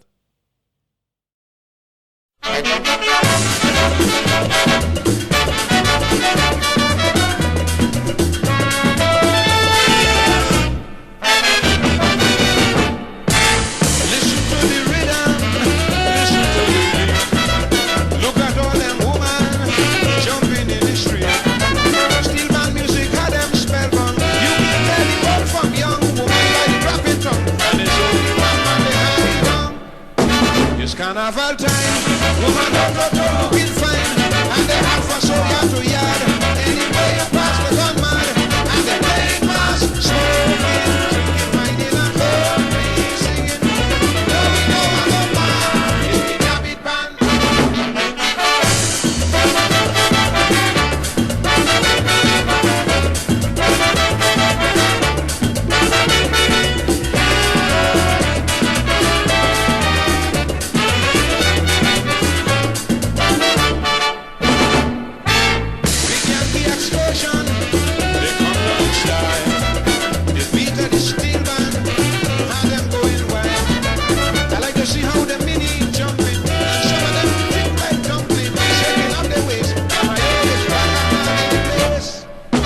It's carnival time, woman looking fine. And they have for so yard to yard. Anyway you pass them on mad. And they're playing mass, smoking, drinking, whining and holding, singing. So great Earl Rodney, rest in peace, man. And we taking an Ettiene in December for sure. That Creole Soul show is definitely one that you would not want to miss. And let me tell you something, do like me, you know, try and reach early for Ettiene show. You had to reach in not Corey Shepherd time, you had to reach in Linda Shepherd kind of time in them kind of shows, because last time it was traffic to gain a bail and nearly missed the whole show. Moving afoot, what else we have to talk about here? Should I talk about sports first, or should I talk about... Let me before I get to sports, right? Because I want to talk about Darren Bravo for a quick minute. But before I get to that, there are a few inspirational stories that I just want to touch on real quick, right? I saw a headline here saying, cop shot 7 times in beat-em raid turns lawyer. And I couldn't leave it alone. That's something that I definitely had to talk about, right? I like it a lot. So this is from The Guardian, from Jensen Levin. After being shot 7 times during a police operation in Beetham Gardens 7 years ago, police officer Adrian Moreno re-evaluated his life and career path. The one-time aspiring engineer gave up the dream and decided to pursue law after the shooting incident. Guardian Media spoke with CPL Moreno outside the St. James police station last Tuesday about his journey from being unable to use his right hand following the incident to being called to the bar and his hopes of improving the police service with his newly found passion. The eldest of 3 children growing up in Thomasine Street, Laventil, Moreno said he needed to step up and assist his single mother to care for the family. Disciplined through his background in karate, the now 30-year-old cast a wide net applying for every arm of national security. The TTPS was the first to call and he answered. He's quoted as saying, growing up in Laventil was rough, so to stay off the streets I got involved in karate through a neighbor who was doing it. I decided to try and I found that my sport was not cricket or football. Coached by Wesley Dexter Shim and Anthony Peters, he rose from a trainee to representing the country at national level at 15 on the junior team and then making the senior team at 18. He recalled seeing his mother stretch everything. Growing up, things were extremely difficult for us as a single parent. Although he was open with the mantra of protecting and serving with pride, Moreno was also interested in engineering. However, that call changed on the 4th of August 2016. Police reported that Moreno and WPC Rachel George were shot by unknown assailants during an anti-crime exercise at Helyard Beetham in Port of Spain.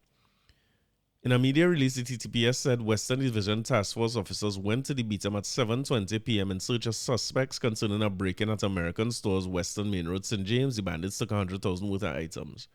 During their search, the officers were shot with an assault rifle. Moreno was hit 6 times.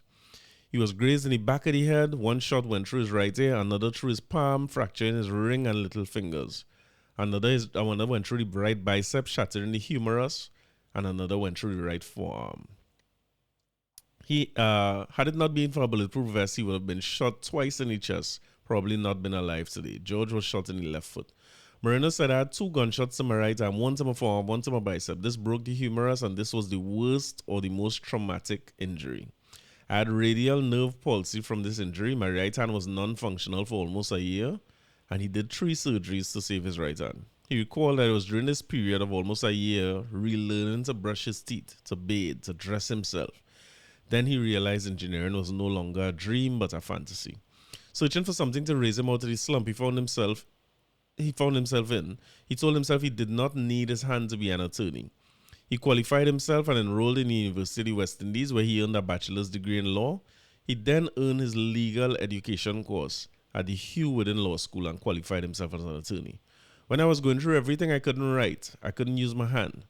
I asked what could be the best thing to do. Because I couldn't go into medicine, I couldn't go into engineering anymore, but you could speak, and an attorney uses his mouth and his eyes to read, and the computer can transcribe what you say. The time spent on the injury would not only redirect his career path, but his faith.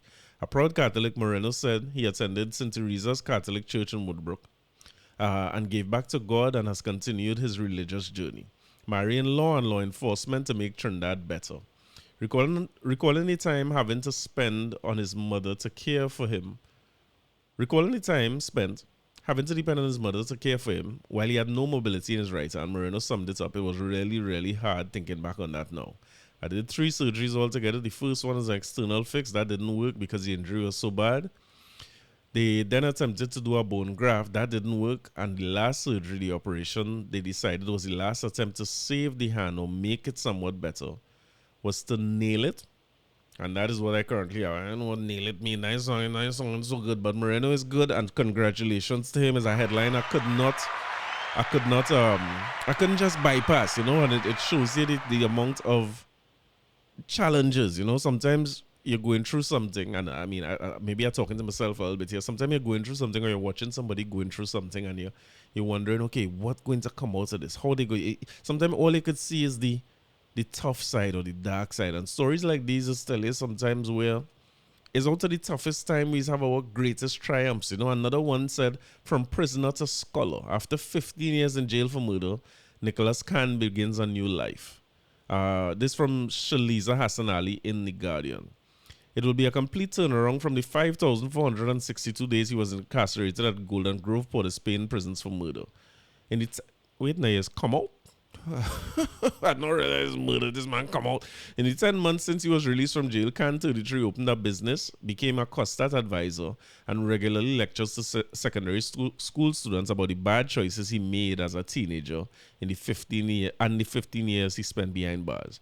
Khan was sentenced to 30 years in jail, but only served half his time because of an exemplary record, role model qualities, and academic pursuits in prison. Days before his release, Sunday Guardian highlighted Khan's stories. Nicholas Khan gets a second chance after serving a reduced murder sentence. Although he has been a free man since January 14, Khan still feels uncomfortable walking the streets. He said, "It has been kind of a jumpy experience for me. Between the spaces of January to now, I could count 40 youths who I know personally and had an interaction with in jail. Whether we shared the same cell or we went to court together, they are all dead. They were all killed. These killings have left Khan uneasy." He admitted, "I just feel paranoid. I just feel emotional when I watch the news and see they make all that jail to come out here and dead, boy. Honestly, I can't put my mother through that. Every day, the former inmate thanks God for seeing the sunrise and for his family, who have been a pillar of strength and support and motivation. While his biggest regret was taking a life, Khan knows that had he not been in prison, he might have lived fast and died young because of his criminal behavior.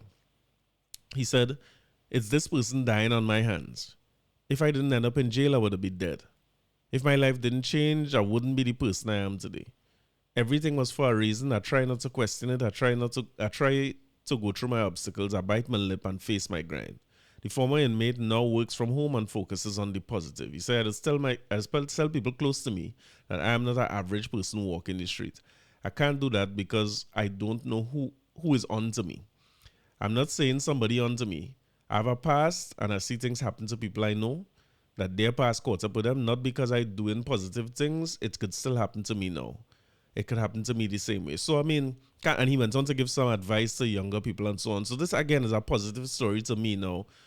Coming out of jail for murder is a funny thing, right? Because, I mean, the family could bounce you up who this thing happened with. And that could be all hell break loose. So I understand why Khan is afraid and so on. But listen, my prayers and best wishes to him in life. There are ups and downs and that forgiveness and that grace. And I can't say what that family should do if they see Khan. I don't know how I react if I see somebody who killed one of my loved ones. But I hope that I could react in a way where I'm happy for him. I'm happy to see he change his life and he doing better. And maybe we could even talk. You know what I mean? I'm not against that. So those two stories I really just wanted to highlight. Really for the sake of pretty much anybody who going through anything and it's feeling like dark days, you know, sometimes life just serve you up some things, boy. Life is serve you up some things and you could have all the faith in the world and start to question God, or you could have all the positivity in the world and start to say, well, what is this going on? Should I be thinking positive? But if we could have somebody who was police, went and get, trying to serve the community, went and get shot so many times, the assault rifle, went through 3 different surgeries and still could come out as a lawyer. And a big part of his mission as a lawyer is to try to figure out, okay, how he could change his police service and make it better. Or you have somebody who admittedly committed murder and turn his life around to the point where he could serve half his sentence and then come back out in the street to be working somewhere like Costa to advise youths and so on. I think no matter what it is you're going through, sometimes them things setting you up for more and more greatness. And I want to go back to Shorty to reiterate this message.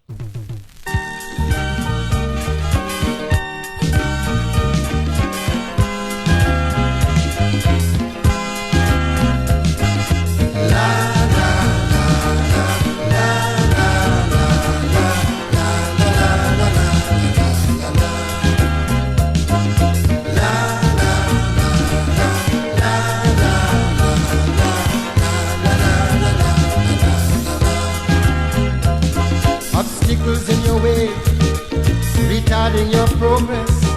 You will find them every day in your struggle to achieve success. So come on, move on, push on, and on and on and on. Kneel when the going gets too rough, even though you feel that you have had enough. Your dreams a reality. No achievement comes easy. No work, no money, no joke is that easy. Fighting starvation, frustration, living like a feather, lifetime, watching every dollar. Fighting starvation, frustration. All on your maker. To find salvation, frustration.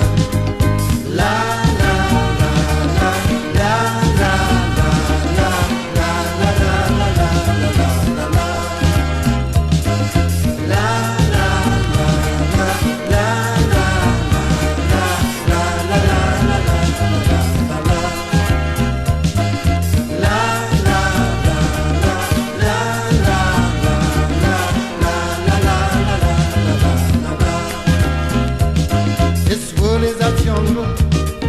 and if you must survive, you have to keep up the struggle.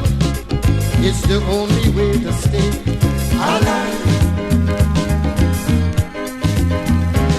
So come on, move on, push on, and on and on and on. Search deep within your soul and seek out the strength to find your other goal.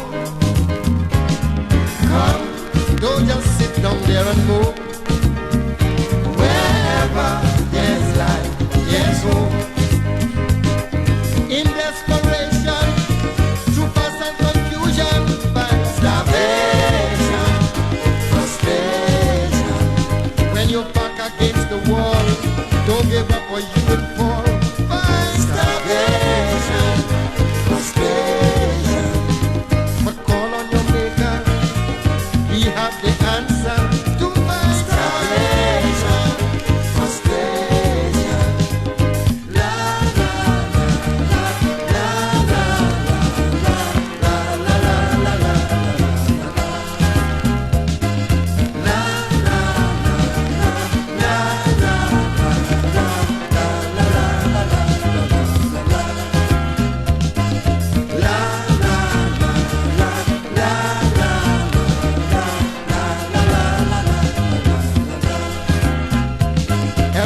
story of success carries scars of frustration.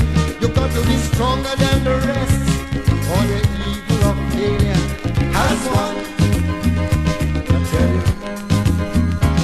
So come on, move on, push on, and on, and on, and on. Meditate, free your mind of all the strain. Then communicate with your spirit once again.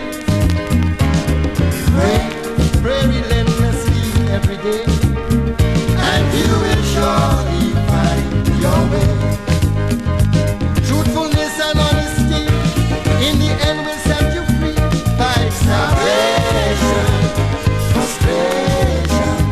Dry your tears when you're done crying, then get up again and try. Fight salvation, frustration. The only way is sacrifice. Be prepared to pay the price. Or by salvation, frustration. La la la la la la la la. This great tribulation is for your salvation. By salvation, frustration. Fight the battle to the end. That's the only way, my friend. To fight salvation, frustration. When you're back against the wall, don't give up or you will fall. Fight salvation, frustration. Dry your tears when you're done crying, then get up again and try. Fight salvation, frustration. Trust in your maker, he have the answer. To fight salvation, frustration. La la la la la la la la la la la la. Push through whatever you're going through, you'll get through. Don't worry yourself. And I want to send a message to Darren Bravo as well. I see Darren Bravo post on Instagram. Well, first I saw Dwayne Bravo posting.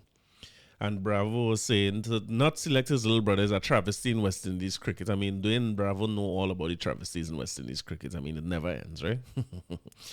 But Bravo came out and spoke eventually because he didn't get selected. Apparently, he's having a great first-class season.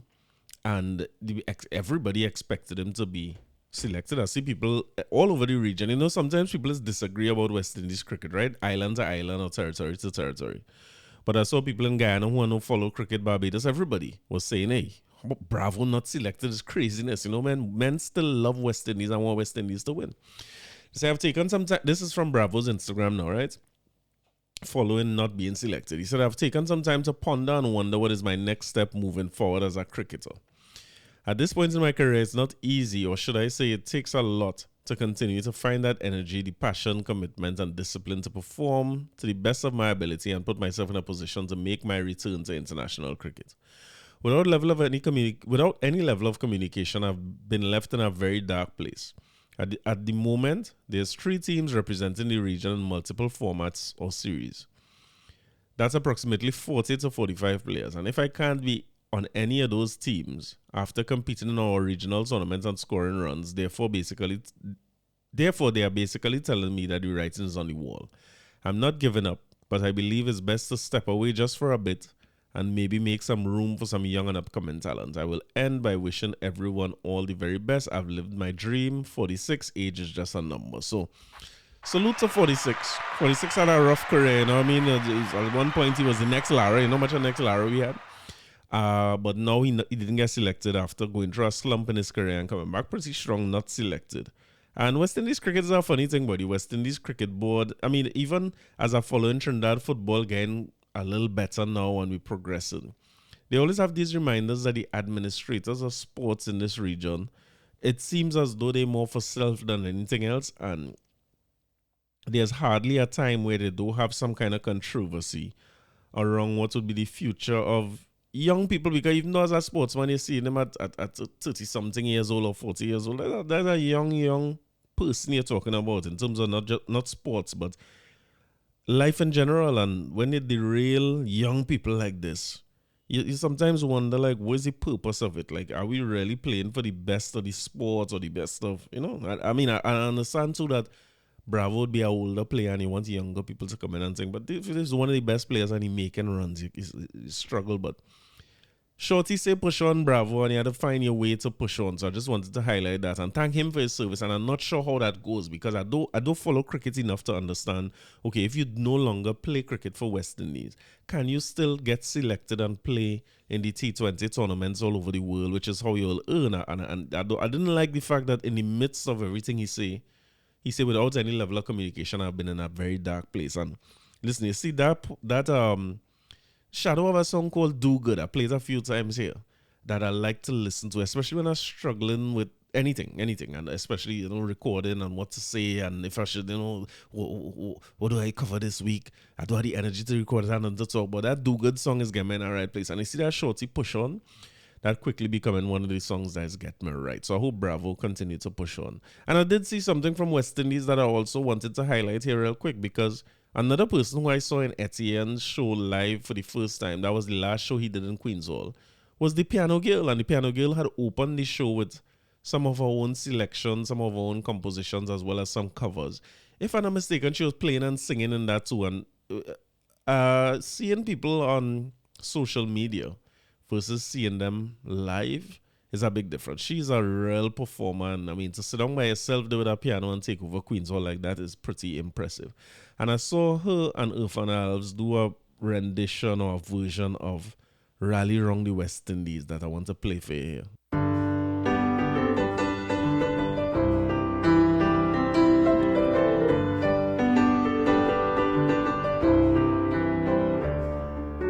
No noble thoughts brought us here to this region, but through it all we have risen above.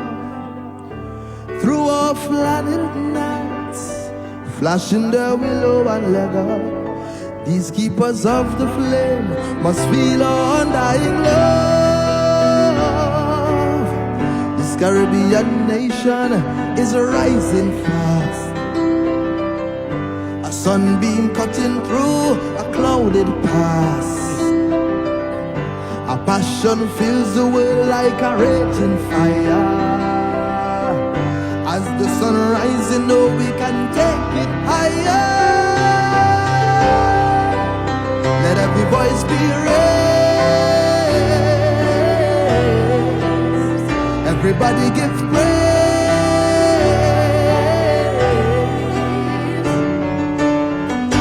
Rally, say rally round the West Indies. No one forever. Rally, rally round the West Indies. No one forever.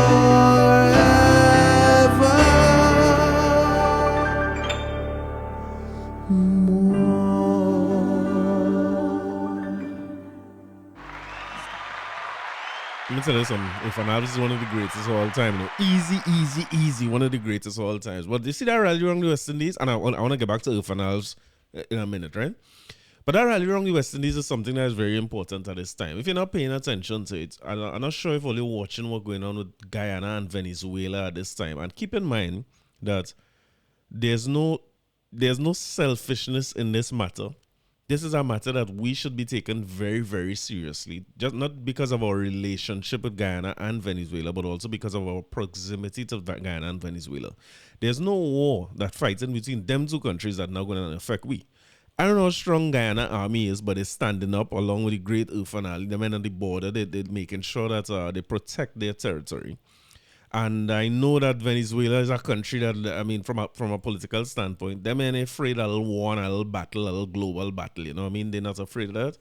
And I know that the powers that be who like war, the UKs and the US of this world, go be watching any kind of war, especially with oil involved, and looking to come in. So this is a worrying thing, right? Because I want you to go and look up what is the Esequibo region. As Stacey, I'm starting back watching The Crown the other day. And in The Crown, when the episode where they say somebody break in to see the Queen, Or you ever see that? The man, I forget the fella name now, he break into the queen's place and sit down and talk to the queen. I personally feel that was a queen man. The queen used to have a little man used to sneak in the night. I can't believe she used to come in Buckingham Palace. Twice he come in, and the second night they find him in the queen bedroom. Because the first time they see him, he run. And then the second time is because he in the queen bedroom sit down chatting and thing. Me don't believe that. She had a little man. But anyway. In that episode, they spoke about Guyana because Guyana had given them a gift that showed the three regions, the three rivers that define Guyana, which is the Esequibo, Berbice, and the Demerara, right? So what Venezuela is fighting over, this is not a new dispute or new discussion, but Venezuela fighting over the Esequibo region, right? And they're saying that belongs to them, and we had been given that by the Commonwealth, and England said that belonged to we. I mean, the idea that England could decide what belonged to who is crazy. But whatever it was, this has been Guyana as it has been defined since we know it. The Esequibo, Demerara, and the Berbice, right? I want all to go and Google the Esequibo region because sometimes when you're hearing these news stories, it is sung like a little piece of land people fighting for. Guyana, the size of Guyana, listen, it is when if they were to take Esequibo region away from Guyana, the rest of Guyana get very, very, very small. Let me put it like that, right? The thing looking like more than 2/3 the size, and Guyana is a big place, small population. I think population about 800,000, but it's a very, very big landmass. So when you look at what they're claiming and trying to take, and if you ask me, it's all in the name of oil because all of a sudden Guyana have oil and gas. These tensions starting to increase. Because the tension wasn't there before, we never hear about nothing like this. But now that all the Exxons and so on of this world down there is wartime. And here in Guyana, Venezuela now pushing this narrative that belongs to them and is their rightful thing. And they want to annex Trinidad. Don't feel Trinidad ain't coming in the mix too, because the oil and gas we have remained, them talking about annexing Trinidad, which is not something we hearing for the first time either. But over the weekend, they had a referendum in Guyana. In Venezuela, sorry. Venezuelans vote in referendum over a large swath of territory under dispute with Guyana. So it said Venezuelans are voting in a referendum Sunday supposedly to decide the future of a large swath of neighboring Guyana that their government claims ownership of, arguing the territory was stolen when a north-south border was drawn more than a century ago.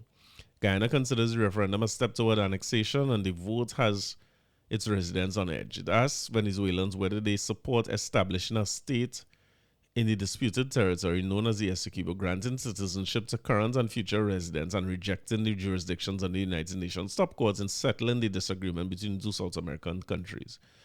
They say we are solving through constitutional, peaceful, and democratic means an imperial disposition of 150 years. So, in a nutshell, they went to a referendum, which is a widespread vote in the country, right? So that the electorate can give their opinion on it. They asked them 5 questions. The major question is, that belong to we all. If you know, they should take it back, which in my little bit of experience is a very, very leading question, which people will only answer yes to. Turns out 90-something% of the people answer yes to that. I believe they say they had a couple 100,000 people voting on it. A couple issues with that, right? Because of the population size of Venezuela, that is a small percentage of people who voted for that anyway. But elections tend to have small percentages voting for them, right? So let me say we could accept that. I don't know how much trust or faith you have in Venezuela reporting what was voted or their free and fair electoral process under Maduro, anybody who was there before. I'm not sure how much faith you have in it, but I have very little faith. I also feel like if there's very little purpose of that, right? So I didn't hear from the Guardian. The first thing I saw in terms of voting had said 90-something% and a couple 100,000 people voting. But reading from the Guardian, this is British Guardian now, Venezuelans have approved a referendum called by the government of President Nicolas Maduro to claim sovereignty over an oil mineral-rich piece of neighboring Guyana, the country's electoral authority announced. Few voters could be seen at voting centers, but the National Electoral Council claimed that more than 10.5 ballots were cast in the country of 20 million eligible voters. That would mean you have a 50% voter turnout, which is unheard of. particularly in a country where it had no opposition for you to go and vote for. There's no referendum needed. This is a farce. It's a farce. They do what they want anyway. There's what do you call it? Authoritarian country, right? Them don't need no referendum and the voice of the people to do nothing. When since them need the voice of the people? So it's a big farce. But the fact that they went to a referendum is a little bit worrying, and it's something that we should pay attention to, right? Because it seems as though they at least want to show some kind of public thing that, hey, democratically we were asked to do this by our electors and we have to do this. Meaning that they're looking for some kind of international eye or international support and them to say, all right, well, don't get involved. I'm doing what my population has been asking me to do for the longest while, and we're taking care of this now. So it's just one of them things to pay attention to. As the song say, it's rally around the West Indies time when these things start to happen, because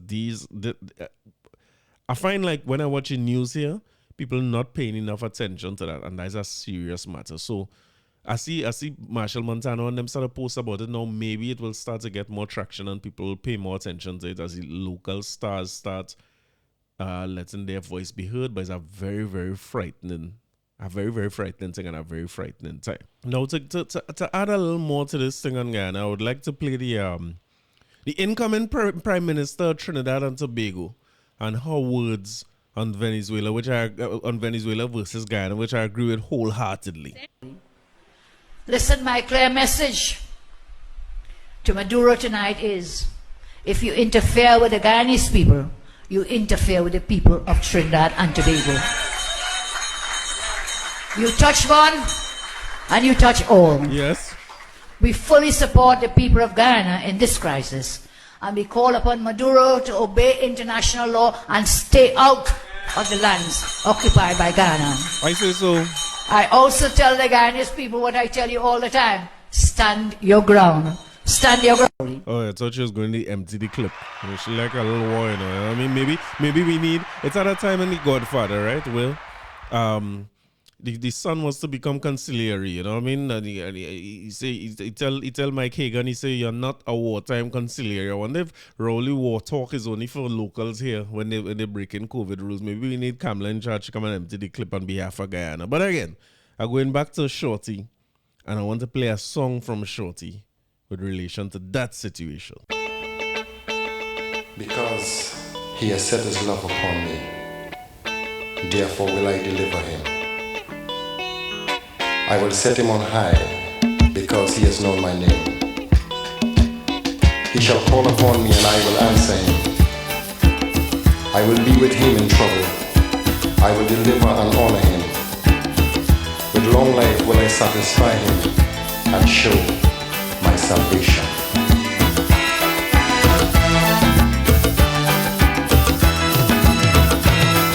The workers of iniquity dig a pit for me. Now they're waiting for me to fall in, trying to take my bread and butter with lies and propaganda. But they're fooling, they're only fooling. I will not be afraid of what man can do to me. Man, you see, is only vanity. You see, who God bless, no man curse. He shall never hunger or thirst.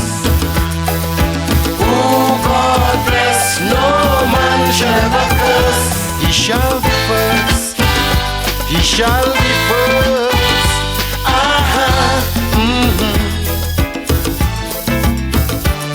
Lord.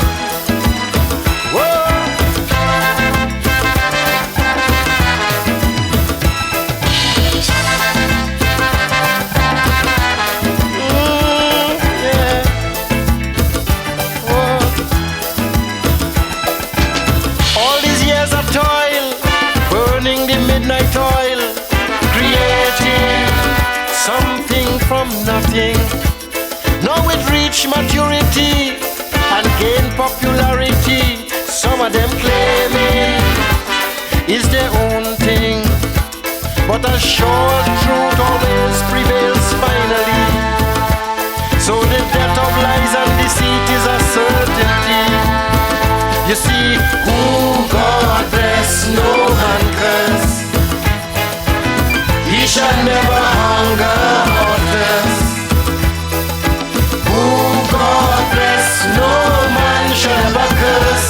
shall be first. He shall be first.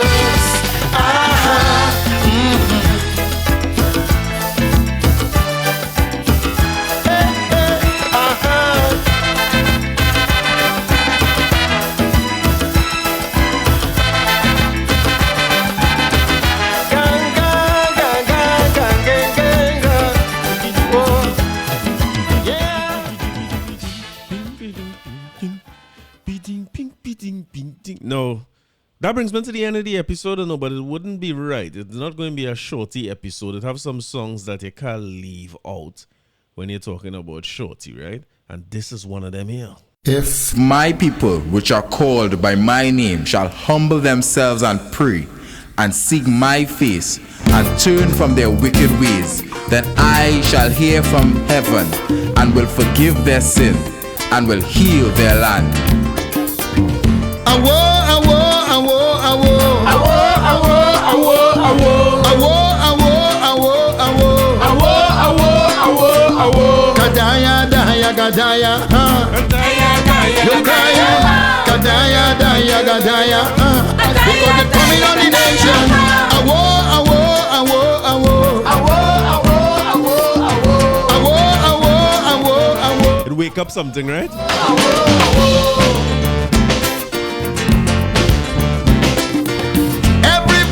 Frightened, they're running for cover. No respecter of persons. Them bandit, them killer. They're raping and looting. They're killing you dead. Dead. Nobody escaping. Bullet in your head. Oh my country, overnight get so angry, on uptight. I search out the answer, and this is what I discover. Or you push the creator out. You didn't want the name in your mouth, so you take him out of the school curriculum. No knowledge of God for your children.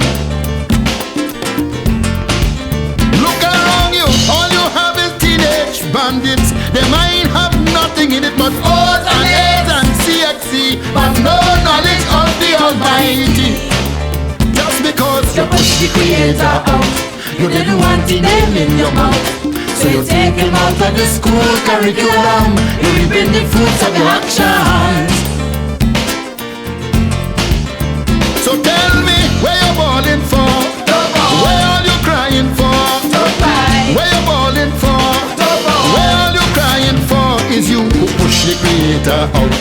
Yeah.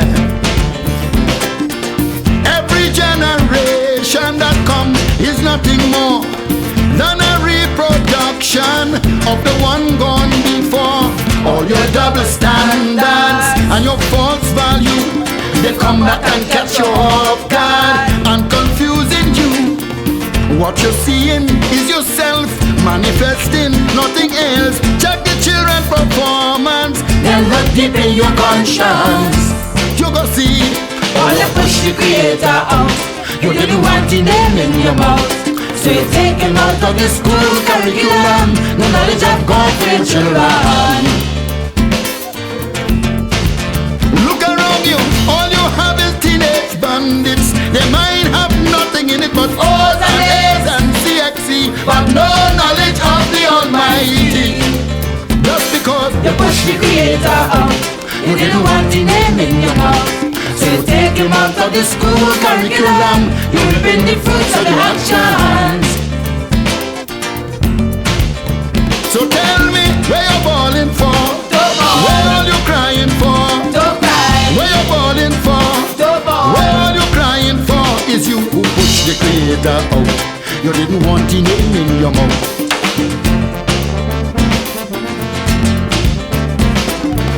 Don't condemn the children for their iniquity, because it's all you who made them and shaped their mentality. What you did in secret, you're doing openly. Don't run away from it, it's your own cruelty. A mango can't bear a fig, a donkey can't make a pig. You sow seeds of darkness, now you're reaping wickedness. Just because you push the creator out, you didn't want the name in your mouth, So you take him out of the school curriculum. No knowledge of God to the children. Look around you, all you Hamilton teenage bandits, little girls who are photogenic, prostituting their body on the heat, the bomb and punch with pornography. Just because you push the creator out, you didn't want the name in your mouth. So you take him out of the school curriculum. You reaping the fruits of the actions. So tell me, what you calling for? The ball. Don't cry. The ball. Don't cry. And again, it can't be a shorty episode without this, right? I'll leave it only on this and I'll go hear from early, bright and early next week again. But it can't be a shorty episode without that, right? This song is dedicated to all my sons and daughters through the four corners of the earth.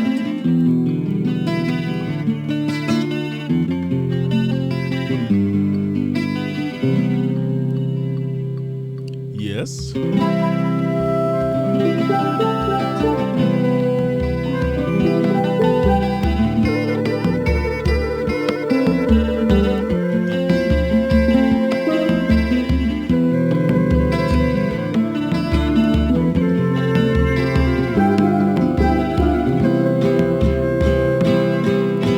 my sons and my daughters, to you I plead.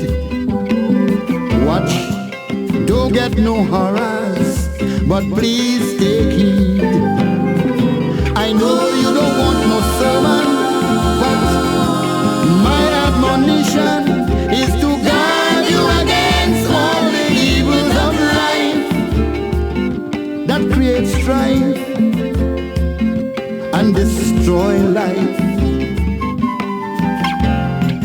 Walk cautiously, children, be alert, because you have an enemy that's roaming the earth.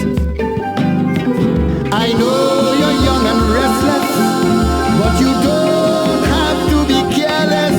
You see, sober thinking leads on to righteousness, to happiness, spiritual bliss. That's why I tell you this. Watch out, my children. Watch out, my children. It have a fella called Lucifer with a bag of white powder, and he don't want to powder your face, but to bring shame and disgrace to the human race. Now we sing it again. Watch out, my children. Watch out, my children. It have a fella called Lucifer with a bag of white powder, and he don't want to powder your face, but to bring shame and disgrace to the human race. I give you my counsel because I want to see all you young people live righteously. What you feed your mind with forms your characteristics and shape the path that you must walk tomorrow. Darkness or glow, joy or sorrow, that's why I'm concerned. So watch out, my children. Watch out, my children. Yeah, yeah. It have a fella called Lucifer with a bag of white powder, and he don't want to powder your face, but to bring shame and disgrace to the human race. To all my sons and daughters in Germany, passt auf, meine Kinder. Passt auf, meine Kinder. Da ist jemand, der heißt Lucifer, hat eine Jude mit weißem Puder. Aber will dein Gesicht nicht pudern, denn bringt den Menschen nur Schlechtes. Oh, you're young and your future is ahead of you. It's ahead of you. Right or wrong, sweet or sour, depends on what you do. Taking the wrong direction will drain your constitution and promote mental chaos and confusion. Then corruption to gain a man, and that is not God's plan. Cuidado mis hijos, to my Spanish children. Cuidado mis hijos. Hay un hombre que se llama Lucifer con una bolsa de polvo blanco, y él no quiere empolvar tu cara, pero para traer pena y desgracia para la raza humana. To my French children. Attention mes enfants. Attention mes enfants. Attention mes enfants. Attention mes enfants. Il y a quelqu'un appelé Lucifer. Il y a quelqu'un appelé Lucifer avec un sachet de poudre blanche. Il ne veut pas saupoudrer vos visages, mais apporter honte et détresse à la race humaine. To my East Indian children, देखो मेरे बच्चा लोगों, देखो मेरे बच्चा लोगों, एक इंसान जैसा शैतान है, उसका पास है टाइलर पाउडर का, और दूसरों को पाउडर नहीं लगाता है। मनुष्यता का नाम पर ये एक बदनुमा दबा है। Watch out my children, watch out my children. It have a fella called Lucifer with a bag of white powder, and he don't want to powder your face, but to bring shame and disgrace to the human race.